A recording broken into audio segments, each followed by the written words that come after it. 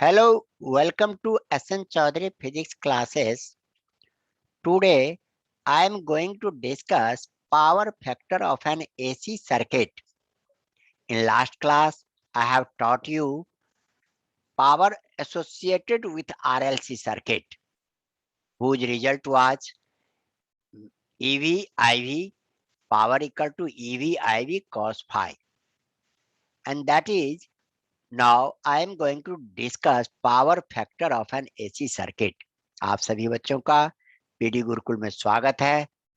पिछले क्लास में हमने power associated with RLC circuit बताए थे, जहां power equal to EV IV cos phi लिखे थे हमने रिजल्टेंट। अब उसी में पावर फैक्टर क्या है वो आज हम क्लियर करने जा रहे हैं।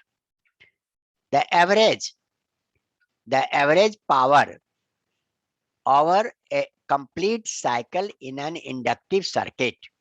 कोई भी इंडक्टिव सर्किट है, inductive circuit means RLC circuit है, और कहते हैं average power over an complete cycle in an inductive circuit is the product of virtual EMF EV, virtual current IV and cosine of phase angle phi between the resultant voltage and current, that is P equal to EV IV cos phi। ये result हमने पढ़ा है पीछे। अब इसी result के आधार पर हमें डिटरमिन करना पड़ेगा EV क्या है, IV क्या है, cos phi क्या है, किसका क्या काम है, इसके बारे में। Here P is called true power। P जो हम निकालने जा रहे हैं EV IV cos phi, this is known as true power। इसको हम true power कहते हैं। अब ट्रू पावर के बाद इसमें से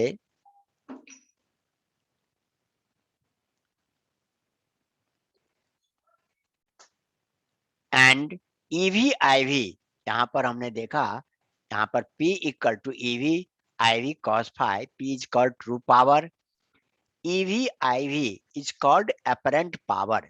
मुझे दिखाई यही पड़ेगा, रिजल्ट में ट्रू पावर हो गया P, टोटल रिजल्ट जो निकालेंगे that is called true power, लेकिन मुझे दिखाई क्या पड़ेगा, EV IV। अब यहाँ पर P इज कॉल्ड, यहाँ कर्सर पर ध्यान दो बेटा, P is called true power, EV IV is called apparent power, cos phi is called power factor। अब cos phi को हम यहाँ पर पावर फैक्टर कहते हैं। cos की एंगल की वैल्यू जैसे जैसे बदलेगा उसका वैल्यू पावर बदलते जाएंगे, उसी आधार पर देख लो। therefore cos phi equal to P upon EV IV।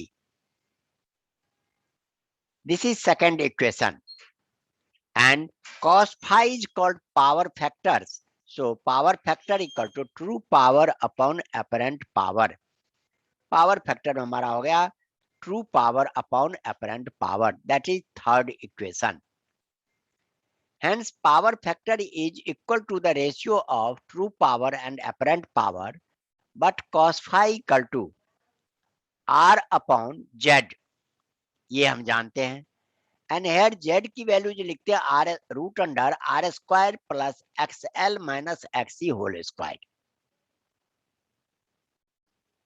The power factor is also given by R by Z equal to R by root under R square plus XL minus XC square.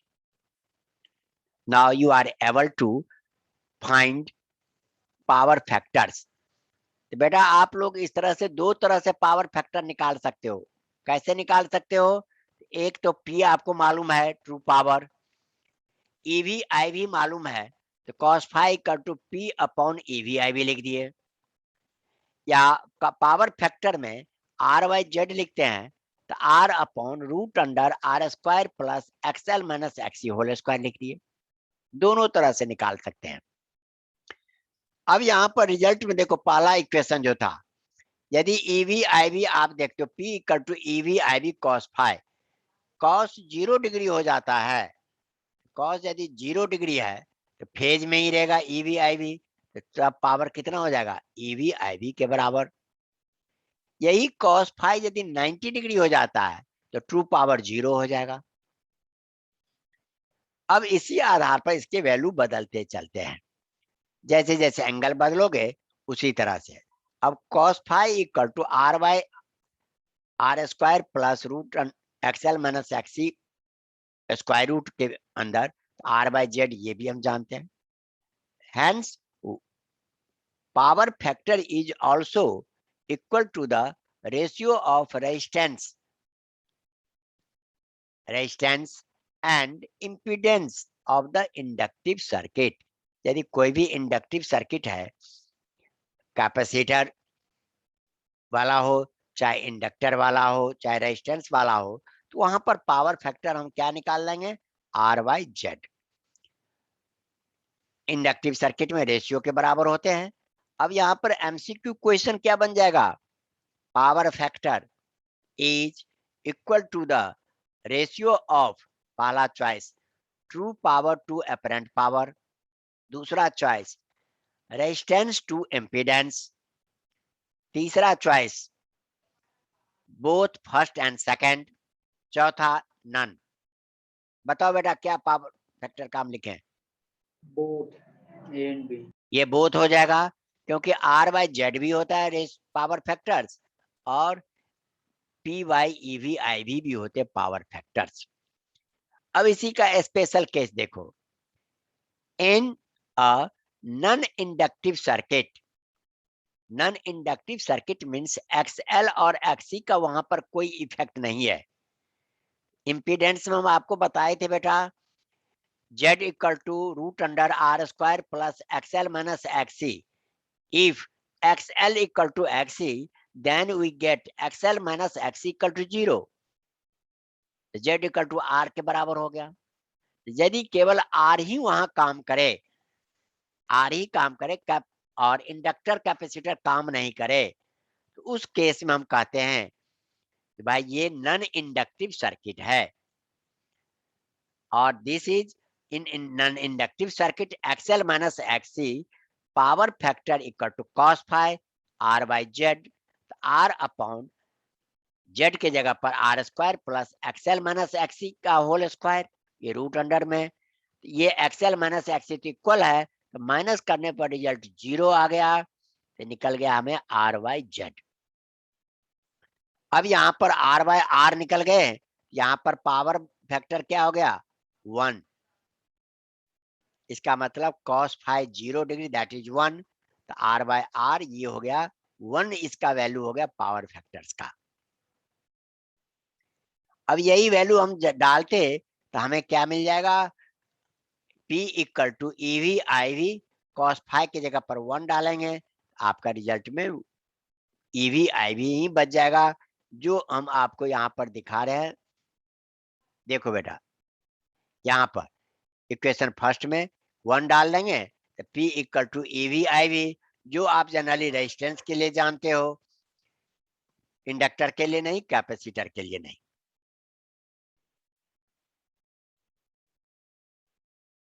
अब यहाँ पर देखो next case, here cos phi equal to 1 is the maximum power factor.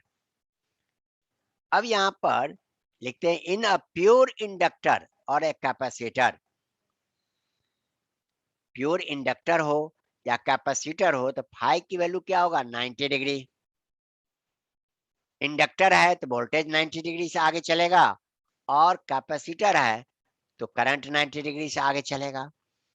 इस case में power factor के लिए हम क्या लिख सकते हैं, power factor is cos phi cos 90 degree equal to 0।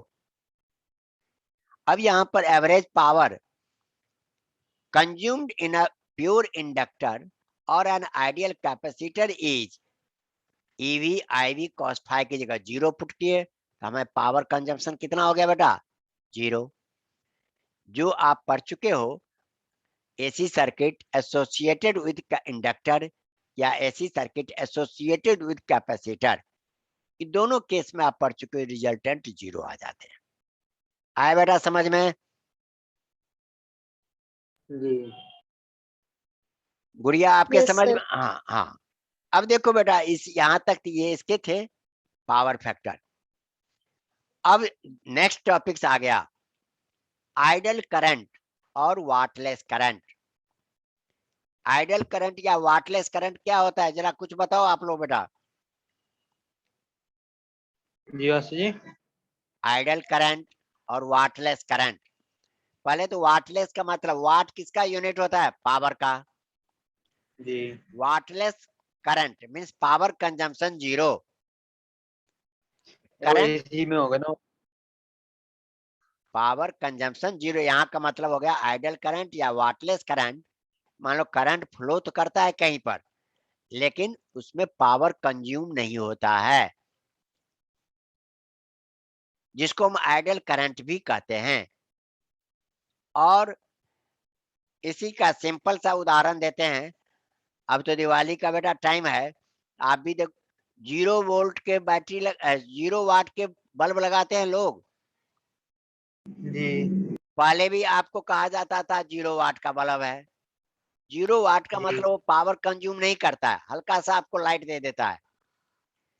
तो पहले जितने भी 0 वाट के बल्ब होते थे, कहने के लिए 0 वाट के होते थे, लेकिन वो 10-15 वाट जरूर इलेक्ट्रिसिटी कंज्यूम पावर कंज्यूम करता था। जो पहले 10 वाट, 15 वाट, 20 वाट के होते थे, वो सारे जीरो में आ जाते थे। लेकिन आज के डेट में आपको एलईडी आ गया है। एलईडी बल्ब में भी आधा वाट का, 0 वाट करके नहीं आता, आधा वाट का आता है। तो बेटा इसमें आप 2-4 लगा दो। करने का मतलब ऐसा करंट कहीं से फ्लो करे, किसी सर्किट से फ्लो करे जहां पावर कंज्यूम नहीं होता है। कर मतलब मेरा इलेक्ट्रिकल एनर्जी सुरक्षित ही रहता है, लेकिन ऐसा होता नहीं है प्रैक्टिकली। अब यहाँ देखो, द करंट थ्रू, अब इसी के बारे में बता रहे हैं। आइडियल करंट और वाटलेस करंट भी इसको कहते हैं। The current through pure L और pure C which consumes no power for its maintenance in the circuit is called ideal current और वाटलेस करंट। अभी आपने देखा इंडक्टर्स के भीतर भी पावर कंजम्पशन जीरो निकला था, एक्सप्लेन करके दिए थे, कैलकुलेशन करके दिए थे। कैपेसिटर के भीतर भी पावर जीरो निकला था। तो वही कहता है यदि कोई ऐसा सर्किट है जिसमें इंडक्टर्स हो, कैपेसिटर हो, तो वो पावर कंज्यूम नहीं करेगा। ये हो गया आइडियल, आइडियल थॉट। प्रैक्टिकली ऐसा नहीं होता बेटा। प्रैक्टिकली जिसको आप इंडक्टर कहते हो, उसका रेजिस्टेंस हमने जीरो मान के चले थे, लेकिन वायर का जो इंडक्टर बनाते हैं, उस वायर का कुछ न कुछ तो रेजिस्टेंस होगा ना बेटा। जी। तो ये थॉट कब होगा, जब आइडियल इंडक्टर हो। लेकिन प्रैक्टिकली कोई भी इंडक्टर आइडियल नहीं है। जो भी वायर हम लपेट के करेंगे, कॉइल बनाएंगे, उसमें कुछ न कुछ रेजिस्टेंस हो जाता है।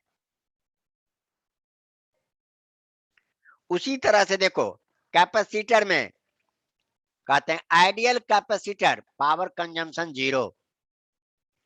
लेकिन आइडियल कैपेसिटर में बेटा केवल कहने के लिए आइडियल कैपेसिटर होता है।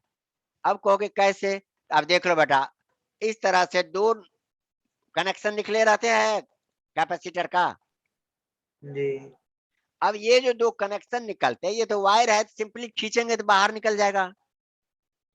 जी। इसलिए हम यहाँ पर क्या करते हैं, इसके रूट में मैं मैन्युफैक्चरिंग के हिसाब से बताता हूँ।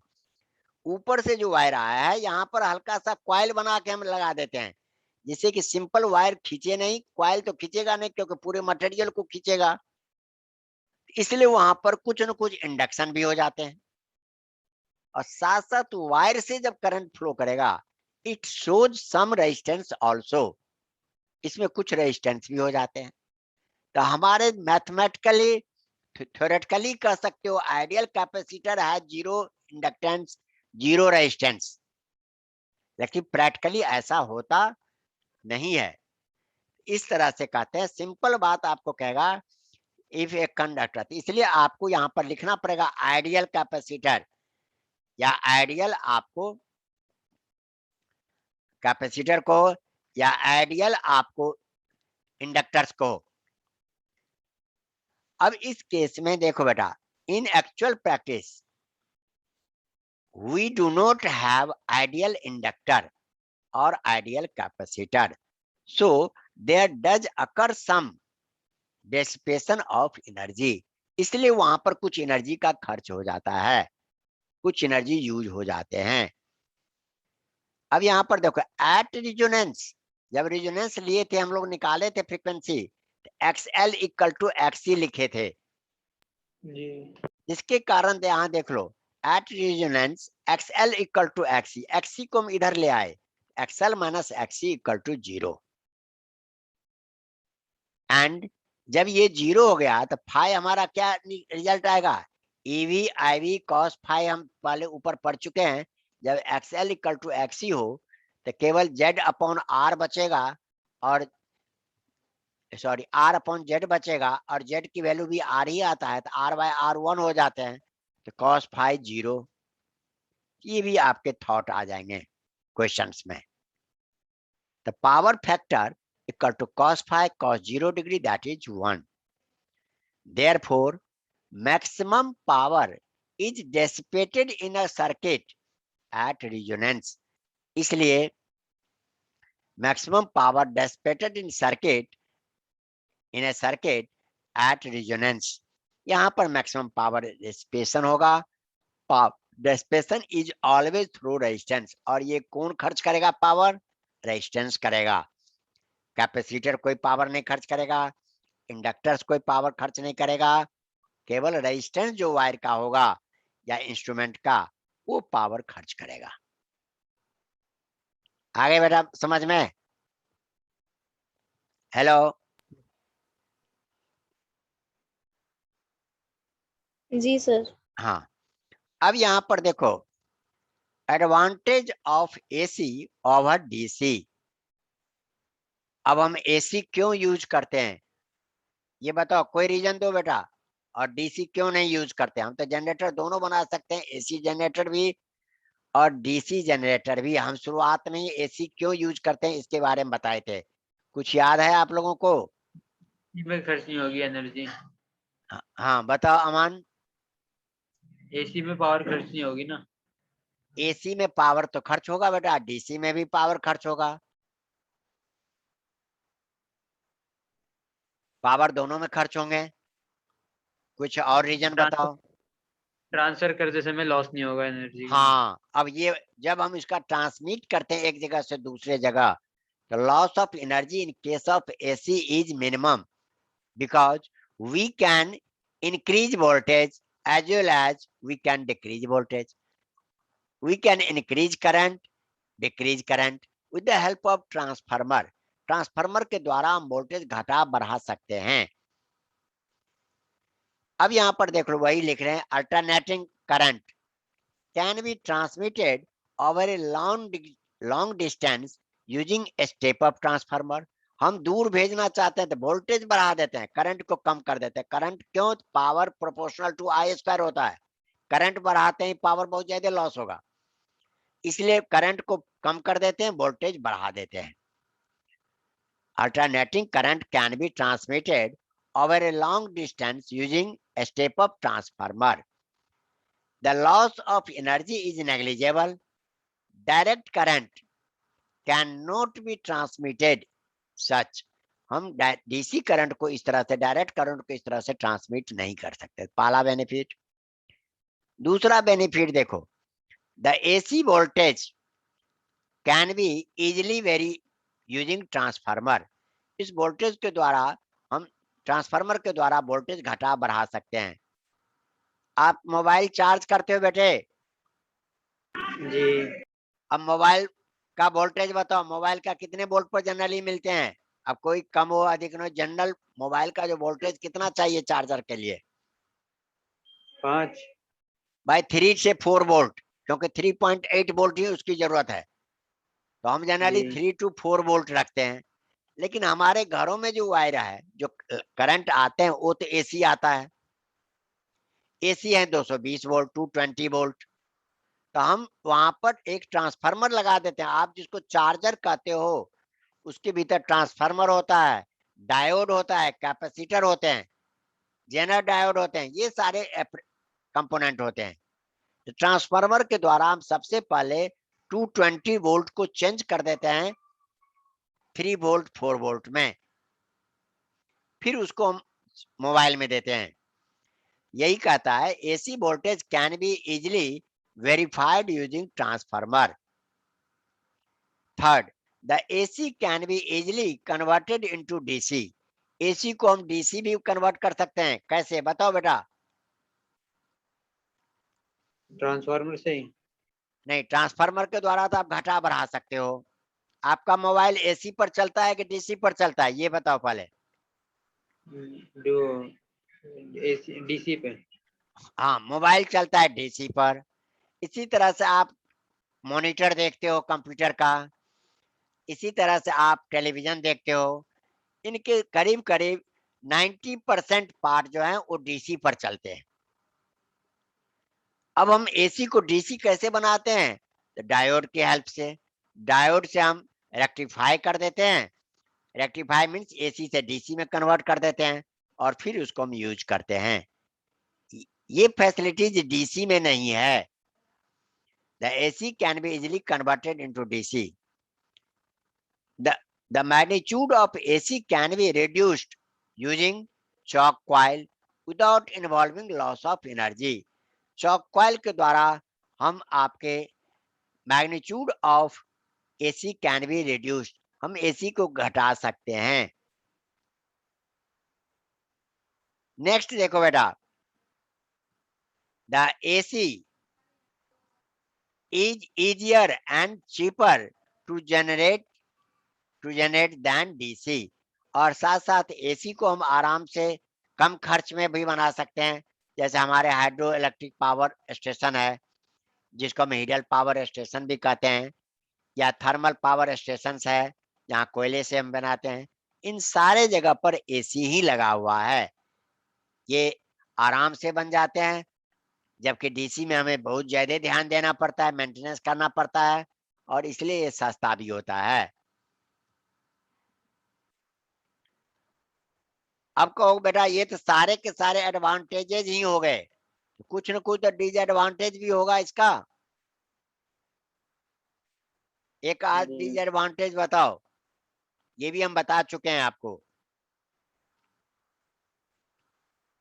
जब ट्रांसफर करेंगे अगर हाई वोल्टेज भी रखेंगे तो ज्यादा खतरा होगा। नहीं, इसका सबसे पहला तो हम एक आपको बता चुके हैं, जैसे जो बाहर में जो लिखा हुआ रहता है वोल्टेज, वो ERMS जैसे हम निकालते हैं वो लिखा हुआ रहता है। वी ऑब्जर्व ओनली 220 वोल्ट, लेकिन साइकिल के भीतर में आ जाता है कितना, 311 वोल्ट। तो देखो, it is more dangerous to work with AC at high voltage.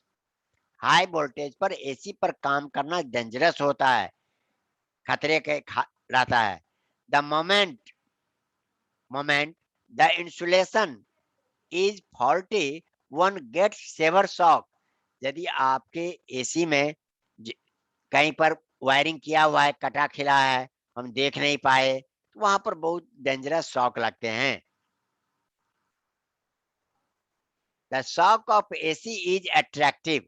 दूसरी बात, एसी के वायर से जो शॉक लगता है अट्रैक्टिव नेचर में होता है, अट्रैक्ट कर लेते हैं। Whereas DC is repulsive. DC आपको रिपेल करते हैं, जिससे आपके जान बचने के चांसेस रहते हैं। थर्ड में आपके देख लो, there are certain phenomena like electroplating, electro-refining, electrotyping, etc. where AC cannot be used। यहाँ पर है जहाँ पर हम AC यूज नहीं कर सकते हैं। In such cases DC is needed। अब आपको इलेक्ट्रो रिफाइनिंग बेटा देख जानते हो, आजकल आपके कॉस्टली मेटल का ऊपर से कहते हो ना, पानी चढ़ा देते हैं जी।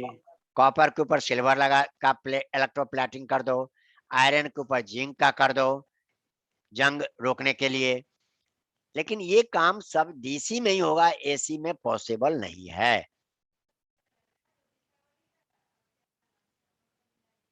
अब यहाँ पर देखो, the AC is transmitted moved from the surface of conductor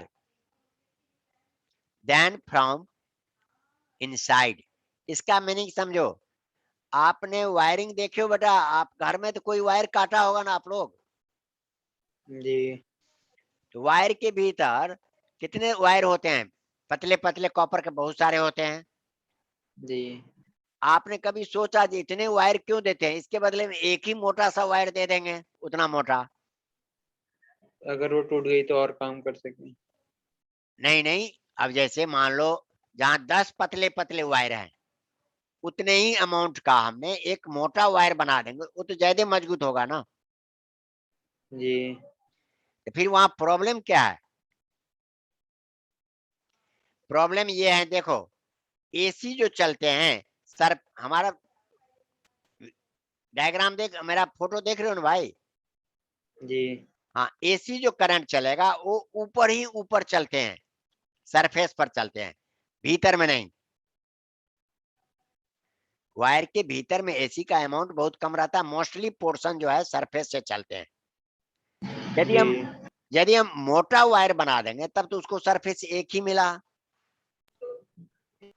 अब उसी वायर के बराबर यदि पतले पतले बहुत सारे बना देते हैं तो हर एक वायर का सरफेस बढ़ जाएगा, जी और सरफेस बढ़ जाएगा तो करंट को फ्लो होने में आसानी होगी, मींस कंडक्टेंस जी इसका बढ़ जाएगा। इसलिए हम एक वायर नहीं लगा के कई सारे वायर लगाते हैं, to increase surface, to increase conductivity. आए बेटा समझ में? जी वही लिखते हैं, the AC is transmitted more from the surface of a conductor than from inside. So several fine wire, insulated wire, yeah, and not a single thick wire are required for transmission. इसलिए इसमें हम पतले पतले बहुत सारे wire को लगाते हैं और काम करते हैं। आगे बेटे समझ में आप लोगों को? जी बेटा तो ये आपका AC पोर्शन फिनिश्ड हो गया। जी हाँ, अब आपके मौका मिलेगा, जैसे देखते हैं तो हमारे आप चैनल पर जा सकते हो, यूट्यूब चैनल पर, जहाँ AC जनरेटर है और ट्रांसफार्मर है। तो जैसे नोट करके हम दे देंगे, नेक्स्ट क्लास एक दिन और लगेगा जहाँ हम ट्रांसफार्मर और AC जनरेटर दोनों खींच देंगे। जी आए बेटा समझ में आप लोगों को? अब जी इसका हम PDF भेज देते हैं। Yes, sir. हाँ, और आप लोगों को वीडियो अच्छा लगे, लाइक शेयर सब्सक्राइब कर देना। Thank you.